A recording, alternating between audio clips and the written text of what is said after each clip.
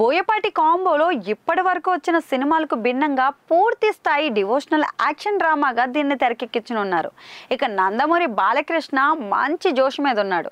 అఖండతో block buster హిట్లకు శ్రీకారం చుట్టిన ఆయన ఆ తర్వాత నుంచి అదే పందాను కొనసాగిస్తూ వరుసగా విజయాల్ని తన ఖాతాలో వేసుకుంటూ వస్తున్నారు.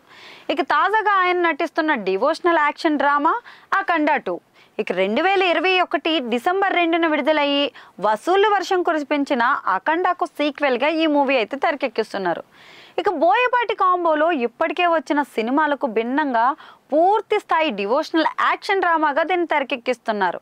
సంయుక్త మీనన్ హీరోయిన్గా కీలక పాత్రలో నటించిన ఈ మూవీ కోసం బాలయ్య అభిమానులతో పాటు సగటు సినీ లవర్స్ అంతా కూడా ఆసక్తిగా ఎదురుచూస్తున్నారు. రీసెంట్గా బాలయ్య పుట్టినరోజు వేడుకల్ని పురస్కరించుకుని ఈ మూవీ టీజర్ని కూడా విడుదల చేశారండోయ్.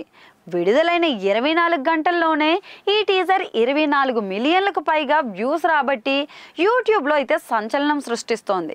ఇక బాలయ్య మరోసారి అఘోరాగా వెళయ తాండవం చేస్తున్న ఈ సినిమాని నార్త్లోనూ భారీ స్థాయిలో రిలీజ్ చేయాలని మేకర్స్ అయితే భారీగా ప్లాన్ చేస్తున్నారు. మరి ఇందుకోసం నార్త్ సైడ్ పబ్లిసిటీకి 1.6 crores అయితే ఖర్చు చేస్తున్నారట. ఇక నార్త్లో ఇప్పటికే భారీ స్థాయిలో అఖండ 2 హోల్డింగ్స్ని ఏర్పాటు చేసినట్లుగా తెలుస్తుంది. మరి ఇది కేవలం టీజర్ ప్రమోషన్స్కే ఖర్చు చేసినట్లుగా అయితే ఇన్సైడ్ టాక్.